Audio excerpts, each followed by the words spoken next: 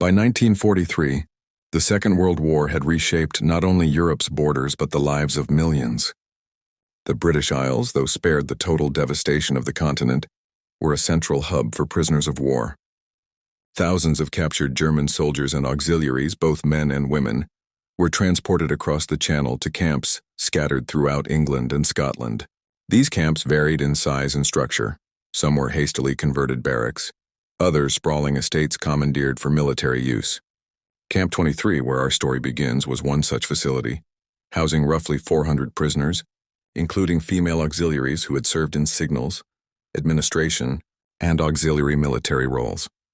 The British government, adhering to the 1929 Geneva Convention on Prisoners of War, bore a legal and moral responsibility to ensure the welfare of detainees. POWs were to receive adequate shelter, clothing, and food. Though the quality and quantity often reflected wartime scarcity, daily routines were strictly enforced.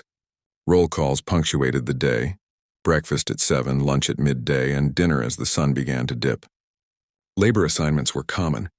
Prisoners worked in agriculture, maintenance, and camp upkeep, a measure designed to occupy time and contribute to the British war effort. Rations, however, presented a unique challenge. Britain itself was under strict wartime rationing. Meat, sugar, butter, and other staples were allocated sparingly. Prisoners, although guaranteed sufficient nutrition under Geneva rules, frequently received foods unfamiliar to their German palates. Potatoes were plentiful, as were root vegetables, cereals, and preserved meats. But luxury items or comfort foods were rare. The British authorities often attempted to replicate home-style meals for prisoners. Yet the interpretation of foreign cuisine was inevitably filtered through local supply and taste. For female German POWs, accustomed to the structured kitchens of the Reich, this contrast could be jarring. They came from a society where wartime cooking was disciplined but distinct. Sausages, cabbage dishes, and hearty stews formed the backbone of daily meals, seasoned in ways that emphasized preservation, yet retained a sense of tradition. When confronted with British rations, even well-intentioned adaptations could feel alien. Boiled meats, canned vegetables, and sweet condiments like ketchup, common in Britain but largely absent in Germany, invited curiosity, skepticism, or outright disbelief. The administration of these camps also reflected British strategic priorities. While the Geneva Convention mandated humane treatment, the psychological and moral dimension of captivity could not be ignored. Officers were trained to maintain discipline without cruelty, to monitor morale, and to manage complaints with tact. Camp 23's commanding officer, a lieutenant with prior experience in logistics, recognized that small gestures, quality meat portions, access to books, occasional treats, could prevent unrest.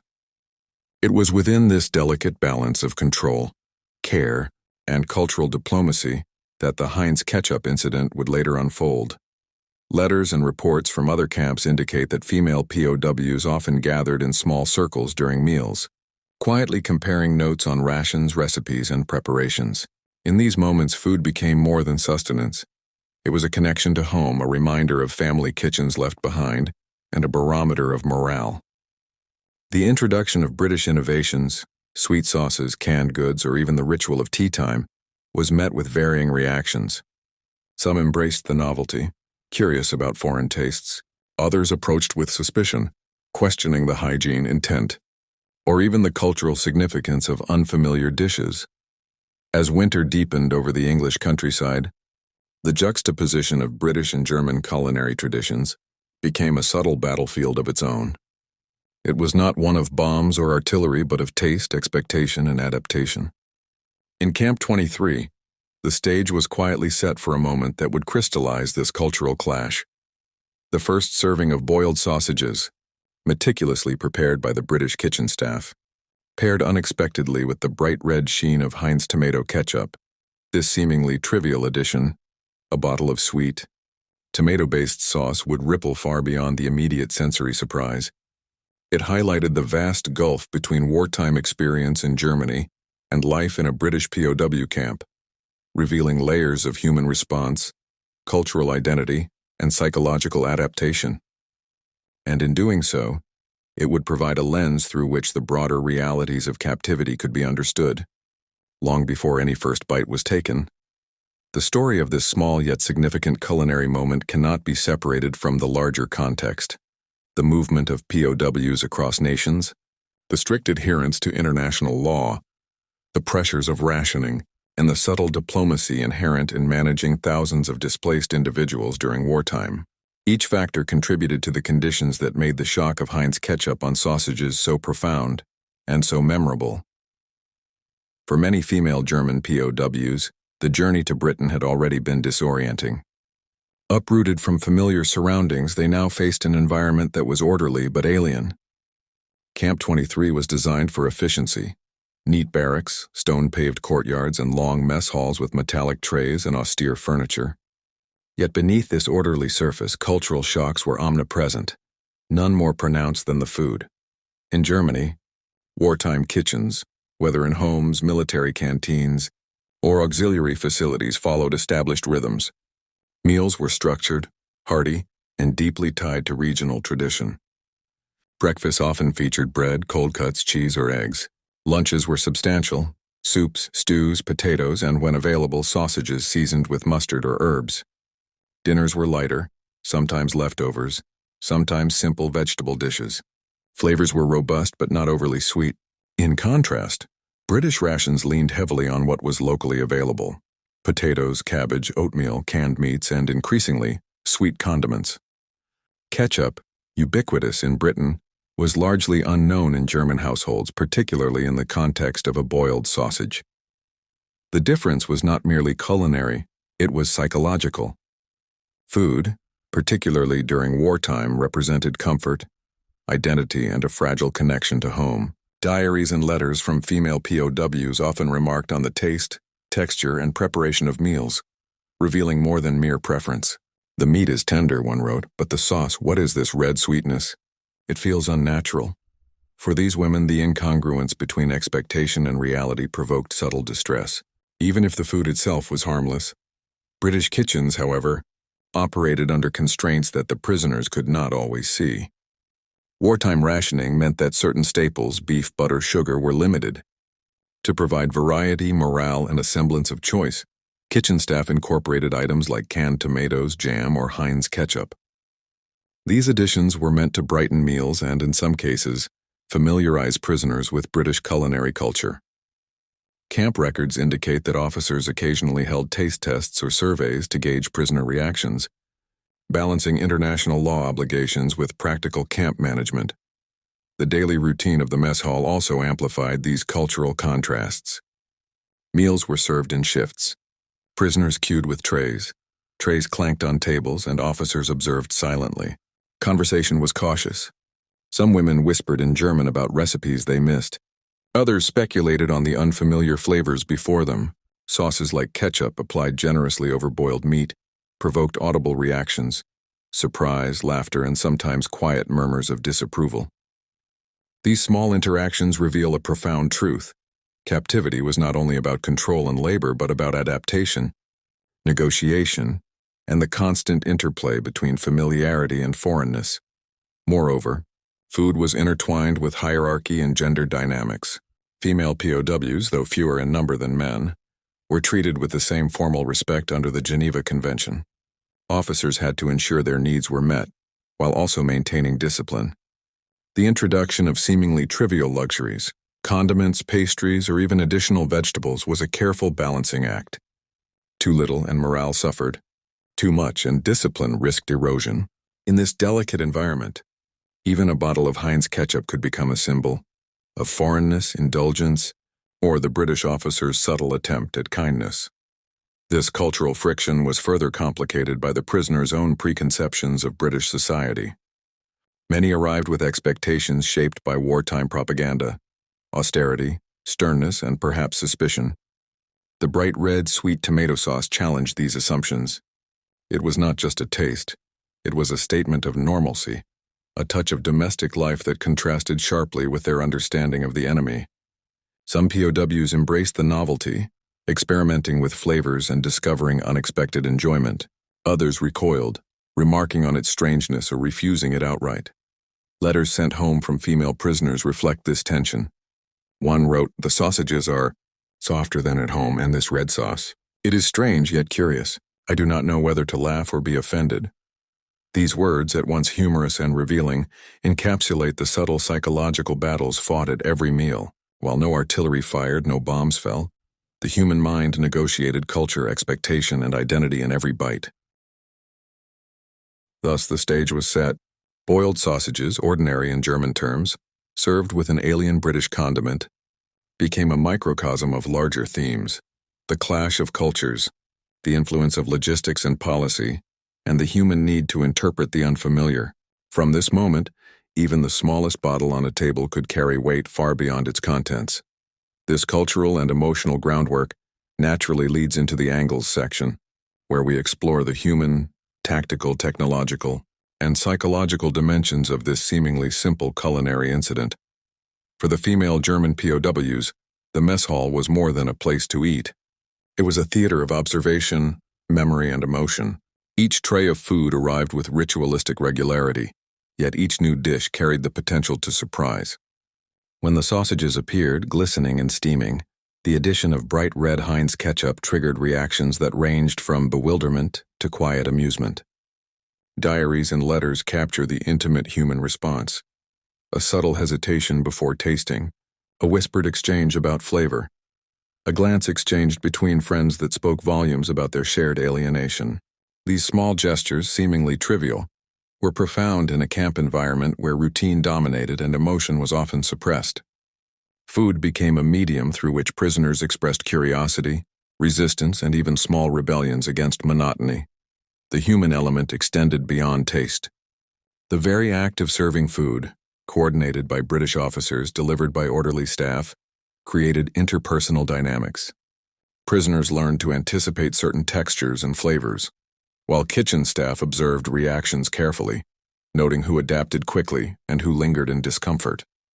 Meals became social experiments as much as nourishment, a subtle interplay of observation and adaptation. In these moments, the simple act of eating transformed into a negotiation between identity and circumstance. The addition of Heinz Ketchup highlighted the profound cultural divergence between Britain and Germany. In wartime Germany, condiments were sparse and flavors were grounded in tradition, preservation, and practicality. British cuisine, by contrast, integrated new tastes, convenience foods, and commercially produced condiments, even amid rationing. To the German palate, the sweetness of ketchup over boiled sausage was jarring. Cultural norms about meals also played a role. German meals emphasized structure, simplicity, and known textures, while British meals, at least as experienced in POW camps, introduced variation, novelty, and a subtle sense of play. The ketchup incident was more than culinary. It was a lesson in cultural exchange imposed by circumstance. POWs had to navigate not only taste but meaning. What did this sweetness represent? Was it indulgence, a symbol of enemy generosity, or merely a trivial detail? In grappling with these questions, prisoners were forced to confront broader cultural differences, highlighting the complex psychology of captivity beyond mere survival. For British officers overseeing female POWs, every meal was a balancing act. The Geneva Convention required humane treatment, but officers understood the practical and psychological benefits of small comforts. Introducing a familiar product like ketchup served multiple purposes. It reinforced nutritional adequacy, provided a small morale boost, and subtly demonstrated the orderly efficiency of British administration. Camp records indicate that officers occasionally observed prisoner reactions during mealtimes, adjusting menus or portion sizes based on feedback. By introducing novelty judiciously, like a small bottle of Heinz, officers could monitor compliance, morale, and social interaction. Leadership in this context was not about authority alone. It was about anticipating human response, managing expectation, and subtly guiding adaptation.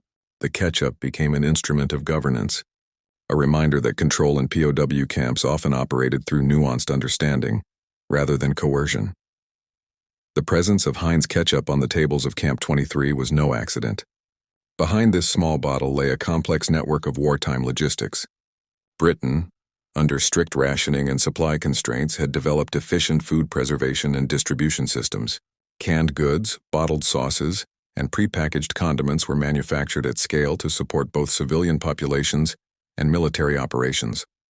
Heinz, a brand already well established in Britain, produced vast quantities of tomato ketchup, ensuring consistency in flavor, preservation, and portability. Supplying POW camps required careful planning. Officers coordinated shipments from central depots, balancing available stocks against the nutritional requirements of prisoners, British personnel, and Allied forces. Condiments like ketchup were not essential but served practical and psychological functions. They added variety, improved flavor perception, and reduced monotony. In effect, a simple bottle of ketchup represented industrial efficiency, supply chain coordination, and an understanding of human appetite, all orchestrated to maintain stability within the camp. The impact of food on morale in POW camps was profound. For prisoners stripped of freedom, familiarity, and agency, the taste of a meal carried emotional weight. Diaries from female German prisoners frequently mention not only hunger, but the symbolic significance of meals. A boiled sausage with ketchup was not just a snack. It became a moment of contemplation, curiosity, and sometimes humor. Psychologically, this small act of culinary difference offered prisoners a choice: adapt, reject, or reflect. Those who experimented with the condiment often reported enjoyment, describing flavors as strange but pleasing or an unexpected comfort. Others resisted, maintaining a connection to their cultural identity by refusing to embrace foreign tastes. Such responses illustrate the moral and emotional dimensions of captivity. Even minor choices, like accepting a taste of ketchup, were entwined with selfhood, resilience, and the subtle assertion of personal agency under constrained circumstances. Interestingly, these culinary moments occasionally transcended the immediate confines of the camp. Reports from British intelligence noted that POW reactions could be leveraged for propaganda, demonstrating humane treatment or the superiority of British organization and provision. Photographs and anecdotes about prisoners responding to meals, some amused, some confused, were occasionally shared in internal communications to underscore compliance with Geneva obligations and to illustrate the civilized handling of enemy captives. For the prisoners themselves, however, these moments were private, intimate, and deeply human. The ketchup incident, while minor in the scope of global conflict, highlighted the intersection of cultural misunderstanding, technological supply, and political oversight. Each reaction, from delight to disbelief, was a microcosm of the larger war. A clash of expectations, managed by systems designed for control and efficiency, yet experienced in profoundly personal ways. Taken together, these perspectives illuminate a multifaceted story hidden in the ordinary. The human experience, curiosity, hesitation, amusement, intersects with cultural norms and leadership strategies. Logistical planning and technological production enable a seemingly trivial condiment to reach hundreds of prisoners. Psychologically, food serves as both comfort and test, while even minor culinary encounters carry subtle political and propagandistic significance. This interplay of forces, human, cultural, administrative, technological, psychological, and political, sets the stage for the story's defining moment: the first bite of boiled sausage coated in bright red Heinz ketchup. It is here in the mess hall of Camp 23 that the abstract factors of policy, supply, and identity converge into a singular, vivid human experience. The morning of February 14, 1943 was gray and overcast, with the low winter sun casting long shadows across Camp 23. Inside the mess hall, the air was heavy with steam from freshly boiled sausages, potatoes, and the faintly metallic tang of iron trays. The female German prisoners filed in, their boots scraping softly against the floor, eyes scanning the rows of tables laid out in regimented precision. Everything appeared familiar until they noticed the bottles. Rows of small glossy glass bottles, their contents a vibrant crimson, gleamed under the dull overhead lights. Heinz Tomato Ketchup. To the prisoners, the color was shocking, almost unnatural. Whispers began immediately. Some leaned toward each other, murmuring questions about the sauce. "Is this safe?" asked one woman quietly. Another simply laughed, covering her mouth in disbelief. The contrast between the pale, boiled sausages and the glossy red coating created a visual tension almost as strong as the taste itself would soon provoke. The kitchen staff moved methodically, ladling portions onto trays. Officers watched from the periphery, noting prisoner reactions with clinical detachment. For the POWs, the moment was both mundane and extraordinary. Sausages were familiar. Ketchup was not. The combination, innocuous in a British household, was alien, almost absurd in the context of captivity. Some prisoners hesitated, forks hovering mid-air. Others plunged ahead, curiosity overriding caution. The first bites were tentative. The texture of boiled meat under a slick, sweet layer elicited small gasps, surprised laughter, and wide-eyed glances exchanged between friends. This was more than a culinary experiment. It was a collision of worlds. The familiar rhythm of the mess hall, the cues, the clatter of trays, the muted voices, was interrupted by a quiet cultural shock. Diaries later described the scene. The red sauce glistened. We stared, unsure if we were to laugh or recoil. The first bite was strange, yet not unpleasant. It felt defiant almost, to enjoy it. For these women, accustomed to the austere routines of German kitchens, the ketchup was a small but vivid rupture in their understanding of wartime normalcy. The moment also revealed layers of social dynamics within the camp. Some prisoners encouraged others to try the sauce, offering bites or gestures of reassurance. Others resisted, holding to familiar flavors as anchors of identity in an otherwise disorienting environment. The officer's presence was silent but significant. By allowing the ketchup to be served without commentary, they reinforced the notion that this was acceptable, safe, and even a subtle pleasure. For the prisoners, the officer's calm observation became part of the psychological context. Authority tempered by civility, a controlled freedom within the constraints of captivity. It was in these small, intimate acts that the complexity of POW life became tangible. Food, something universally necessary, became a medium of emotion, identity, and adaptation. A boiled sausage with ketchup was not just a meal. It was a sensory event, a test of expectation, and an exercise in cultural negotiation. The momentary confusion, laughter, and curiosity encapsulated the broader human experience of displacement. The struggle to reconcile past norms with present realities, to find comfort and agency within imposed structures. Observers outside the camp would have seen only a banal scene: prisoners eating, officers supervising. Yet inside, every bite carried weight.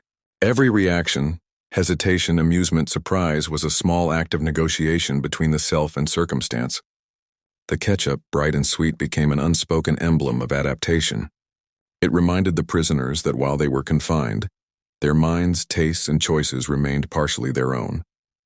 By the end of that first meal, a subtle transformation had occurred. Some prisoners had embraced the sauce, experimenting with flavor combinations. Others maintained distance, asserting identity through restraint. Yet all had participated in a shared experience, a fleeting moment of communal discovery that transcended rank, nationality, or expectation.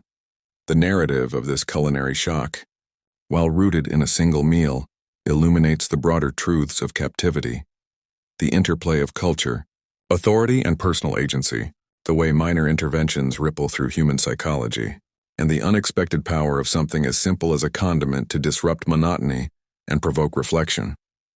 From this intimate mess hall scene, we can begin to see how such seemingly trivial events influenced camp life, morale, and even the perception of authority.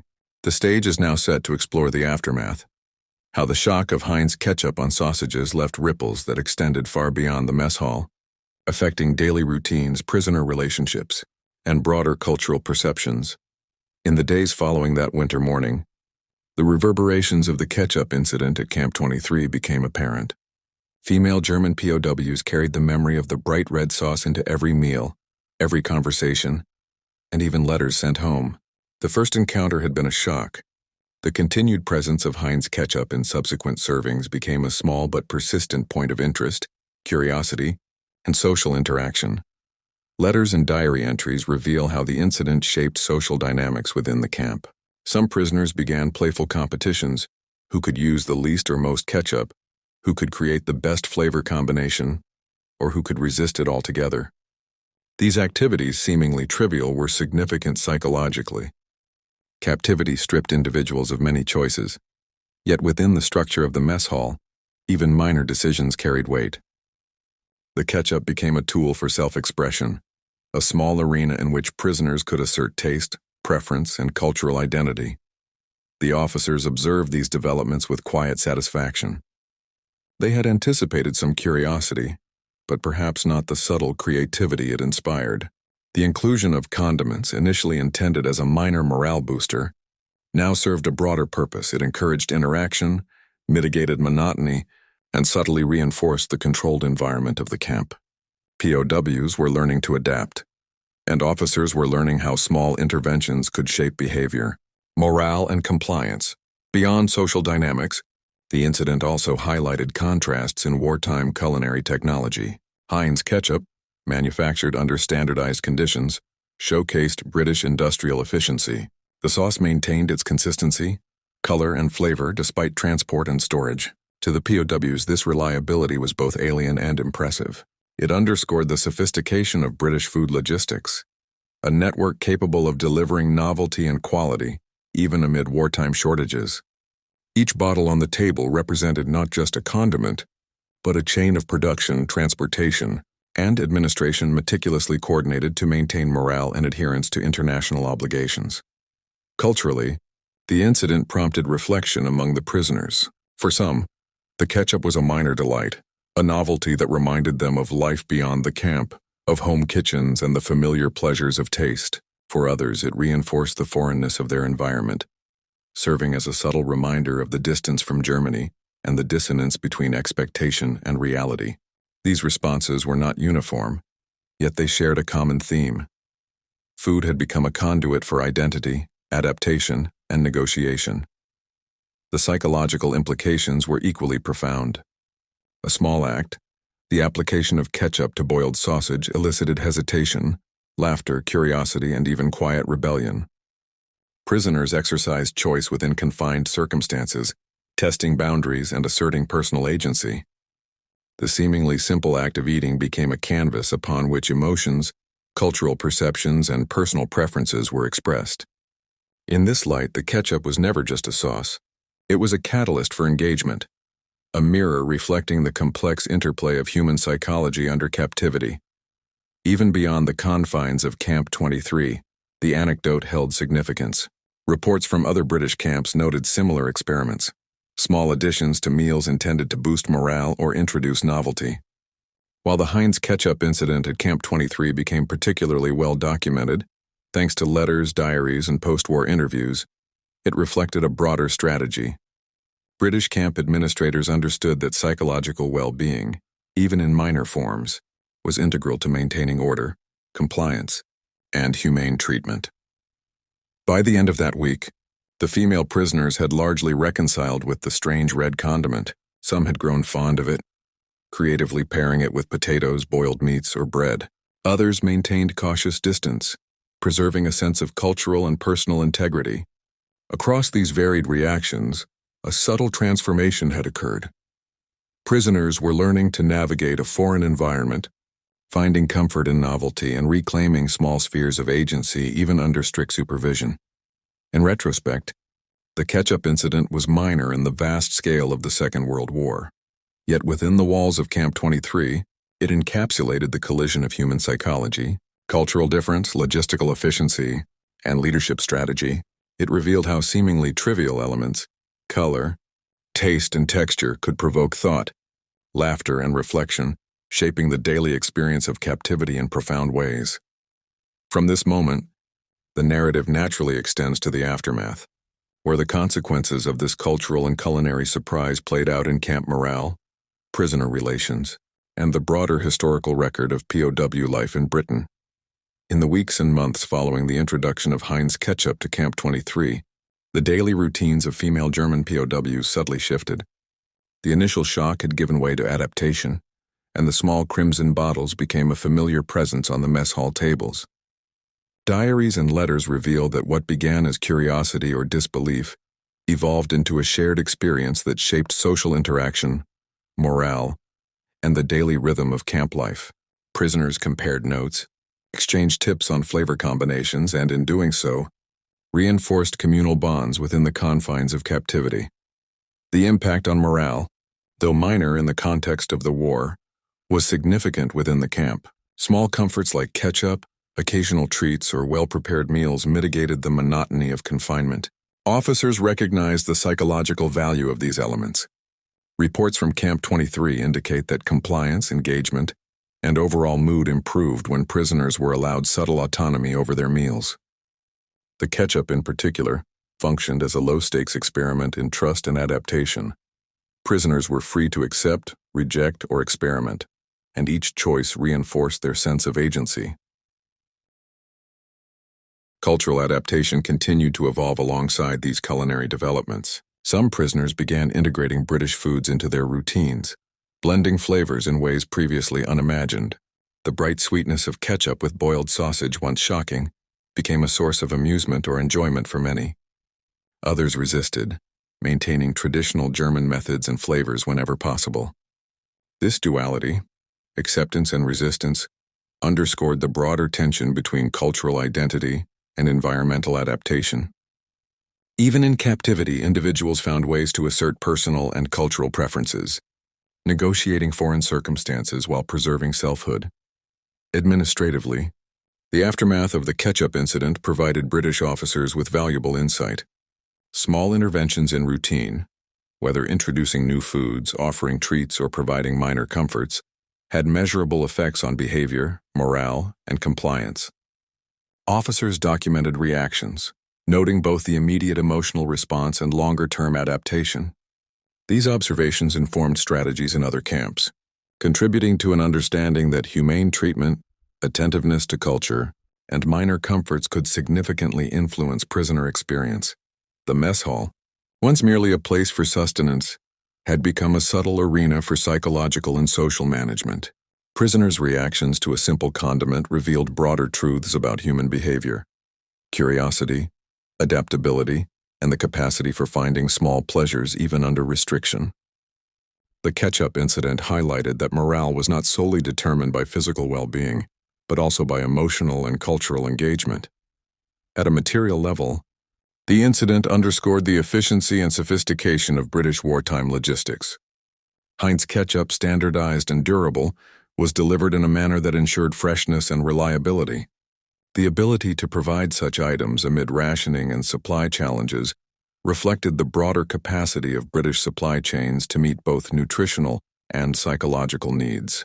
For prisoners, this was an implicit demonstration of order, planning, and resourcefulness, qualities that contrasted sharply with the chaos and scarcity they had witnessed in occupied Europe.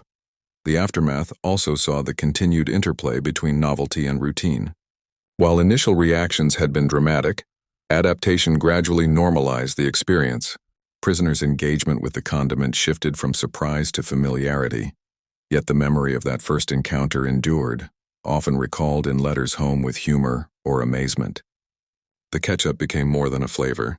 It was a symbol of the subtle human drama unfolding in every meal, every conversation, and every small choice within the camp. These developments, at once mundane and profound, set the stage for the broader reflections on cultural identity, morale, and the psychological dimensions of captivity. The story of boiled sausages with Heinz Ketchup, while small in scale, provides a lens through which historians can understand the daily life, emotional landscape, and adaptive strategies of female POWs in Britain. Beyond Camp 23, the anecdote of Heinz Ketchup on boiled sausages offers insight into broader patterns of POW life in Britain during the Second World War. Female prisoners, though fewer in number than men, were subject to similar protocols and routines. The experiences of these women, documented through letters, diaries, and post-war interviews, reveal the layered effects of minor interventions on morale, social cohesion, and cultural negotiation. The ketchup incident demonstrated the subtle power of novelty in shaping prisoner behavior. Officers in other camps took note. Small additions to meals, whether condiments, occasional desserts, or familiar snacks, could improve mood, reduce complaints, and foster cooperation. The British approach emphasized psychological as well as physical well-being. Food was not merely sustenance, it was an instrument of humane administration. The attention to taste, presentation, and occasional indulgence reflected a strategic understanding of morale as a force multiplier in the management of large POW populations. For the prisoners, the experience left lasting impressions. Letters sent home often mentioned the curious combinations, the strange sweetness, and the visual spectacle of crimson sauce over familiar sausages. One prisoner wrote, "We stared, laughed, and hesitated, yet somehow it became part of our routine. Strange, foreign, yet oddly comforting." These reflections highlight the dual nature of adaptation, acceptance of new experiences while preserving cultural memory. Even in confinement, individuals maintained agency through choice, discussion, and subtle experimentation. Cultural contrasts remained central to this dynamic. German culinary norms emphasized heartiness, simplicity, and tradition, while British rationing combined pragmatism with novelty. Condiments like ketchup represented both the ingenuity of British wartime food production and the psychological foresight of administrators. The female POW's reactions underscored how culture shapes perception, even under duress. What might seem trivial to an outside observer, a bottle of sauce, became a prism through which identity, expectation, and emotion were negotiated daily. Historically, these incidents contribute to a nuanced understanding of captivity. Traditional accounts of POW life often focus on labor, escape attempts, or formal regulations. Yet it is in the small everyday moments, mealtimes, letters, social interactions, that the human experience of captivity emerges most vividly. The ketchup story exemplifies how minor interventions can ripple across social structures, influencing morale, behavior, and emotional resilience. In the aggregate, such details enrich the historical record, providing texture and depth beyond statistics, regulations, or battlefield reports. The incident also sheds light on post-war perceptions. For former POWs, recollections of meals, condiments, and small cultural shocks became part of oral histories, memoirs, and public anecdotes. The Heinz Ketchup on boiled sausages, once a moment of surprise, transformed into a symbol of adaptation, ingenuity, and the interplay between culture and circumstance. It illustrates how even minor, quotidian elements of daily life can resonate historically, reflecting larger truths about identity, survival, and the human capacity for flexibility under pressure.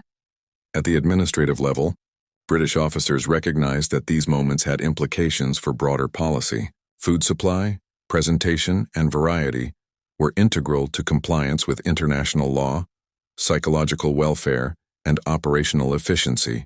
The ketchup incident validated approaches that combined strict adherence to regulations with subtle attention to prisoner experience. It exemplified the careful orchestration of routine, novelty, and morale management, revealing that effective camp administration required insight into both material logistics and human psychology. Finally, the anecdote underscores a universal theme. Even in the shadow of global conflict, small human-scale experiences mattered. Food, taste, and culture intersected with authority, logistics, and identity, creating moments that were deeply personal yet historically resonant. For the female German POWs of Camp 23, a bottle of Heinz Ketchup on boiled sausages became more than a meal. It became a memory, a point of connection, and a lens through which to understand the complex, human landscape of wartime captivity.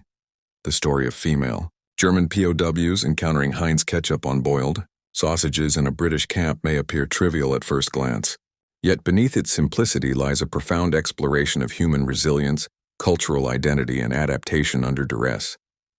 In the midst of global conflict, when the fate of nations hung in balance, small moments of surprise and curiosity revealed the persistence of individual agency.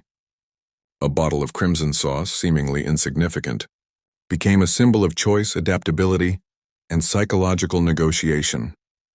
This episode highlights how culture, taste, and familiarity anchor us even in alien environments.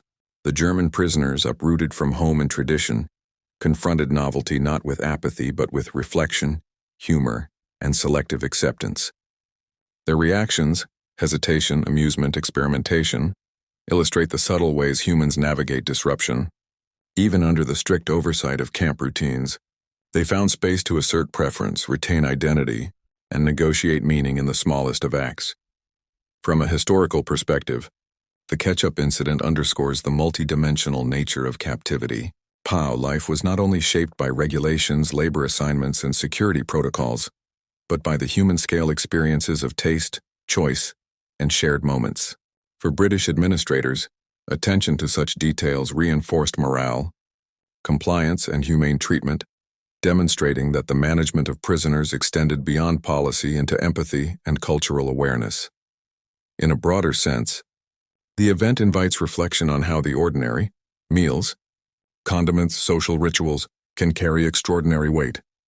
It reminds us that history is not solely composed of battles, strategies, and statistics, but of sensory experiences, emotional responses, and the negotiation of human dignity. A simple taste, a bright red splash on a boiled sausage, became a window into identity, culture, and resilience amidst the extraordinary circumstances of war. Ultimately, this moment transcends its modest scale. It speaks to the enduring capacity of humans to adapt, to find small pleasures, and to preserve identity even in confinement.